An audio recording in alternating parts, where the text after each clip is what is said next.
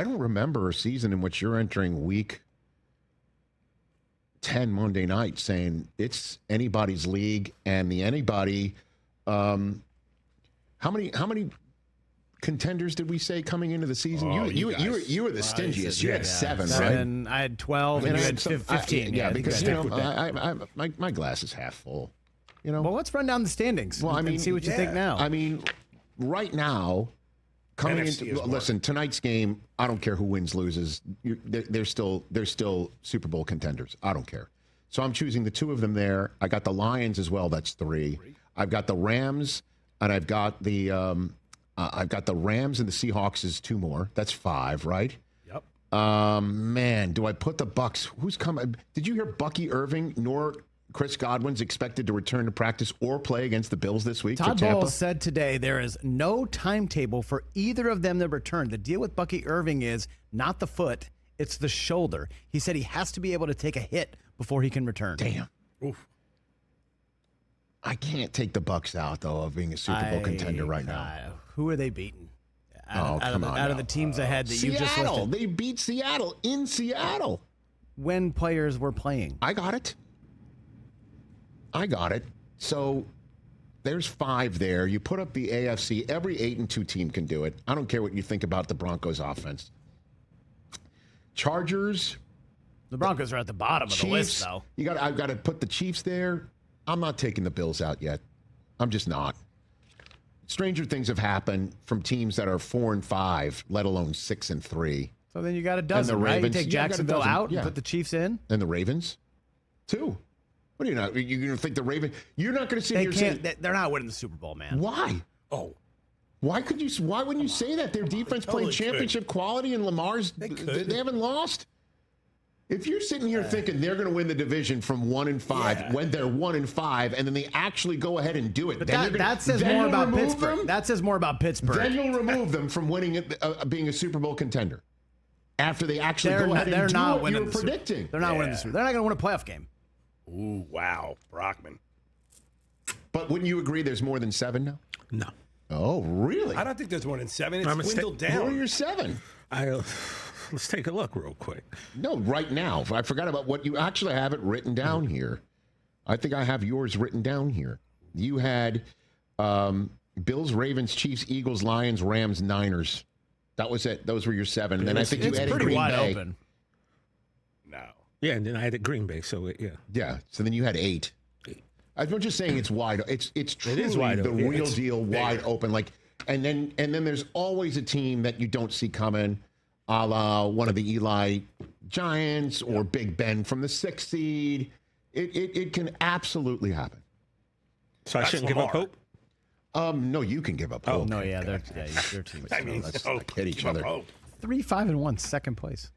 But, I mean, in that respect, just saying this about tonight's game, the Eagles and the Packers, the Eagles coming off of a bye, as we all know, the Packers coming off of a home loss to the Carolina Panthers.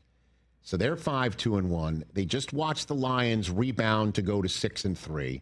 They face each other in Detroit on Thanksgiving Day at the end of the month to kick off the triple header.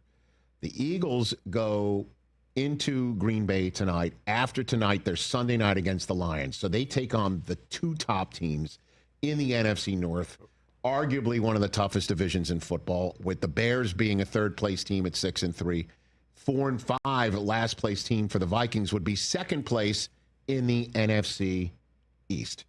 So tonight's game for the Eagles is more about playoff positioning and conference playoff positioning, because the team that played them in last year's NFC Championship game has completely fallen and cannot get up to the point where First Alert may be reaching out to see if they'll do a commercial in Washington, D.C. I've fallen and I can't get up. And the Cowboys are 3-5-1, and the Giants are now completely off the chessboard, 2-8 with an interim head coach. The NFC East is Philadelphia's pretty much. Yeah. It would have to take a massive, massive, unforeseen disaster, and that's not going to happen, as we all know, because they only got better in the trade deadline week leading up to it. And we'll see Jalen Phillips tonight, interestingly enough, Jair Alexander returns to Lambeau Field. That'll be something to keep an eye on and how he's going to try and track any of the wide receivers that are out there. As we all know, Tucker Kraft is done for the season. What a terrible loss in the terrible loss that they had to Carolina. So, it's Luke Musgrave's season to see what's going on there? Maybe. Josh Jacobs, will he be able to run the Packers to victory? Because if the Packers lose this, they're 5-3-1, and they're no longer in first place over a Lions team that they've already beaten. And they're in third place because the Bears are now 6-3. Yeah. So that tie certainly sticks out like a sore thumb.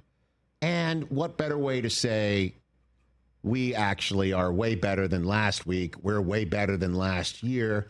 We're going to beat the team that beat us in Brazil to start the season and then beat us in Philadelphia to end our season.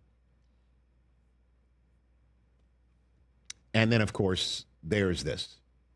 An Eagles fan during the non-playing season. Around these parts, maybe new to us because we didn't come on the air on ESPN Radio, presented by Progressive Insurance, or Disney Plus, or the ESPN app until the regular season began.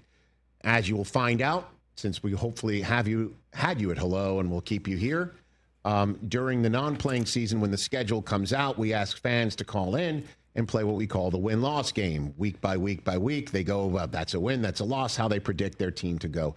We had a fan call in, a diehard Eagles fan, saying that this game was not only going to be an Eagles win, but the final score will be 22-10. And the significance of that is the vote that took place in the owners' meeting to try and ban the Tush push in a rule proposal put forward by the Green Bay Packers. So tonight, you just know, if there's anything sniffing a short down situation for the Philadelphia Eagles, they're going to come skipping out, maybe cartwheeling out into that tush-push formation and running it over and over and over again in Lambeau Field, in the home of the team that put it out there as a rule proposal under the construct of player safety or whatever it was.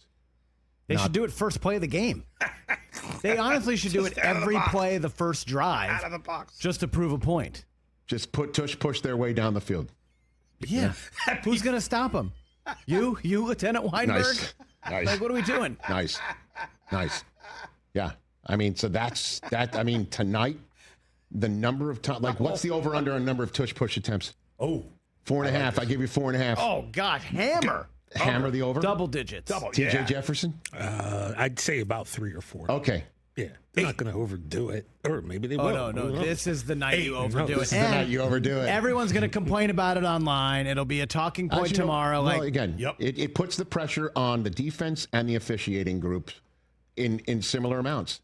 Try and stop us. Try and officiate it. Good luck.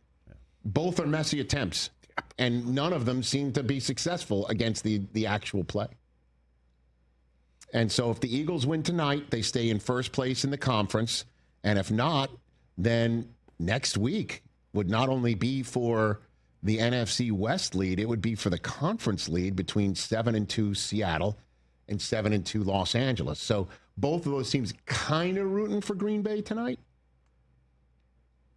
Green Bay going to 6-2-1, wipe the taste of last week's loss out of their mouths, kind of turn the page from last year's losses to the Eagles, beating the team that they were accused of trying to ban a play because they couldn't beat them. So if you can't beat them, legislate against them. I mean, that is all working in the background of tonight's game on the Disney family of networks. Hey, you made it all the way to the end. Thanks for that. Check us out every single day streaming live on Disney Plus and the ESPN app 12 to 3 Eastern.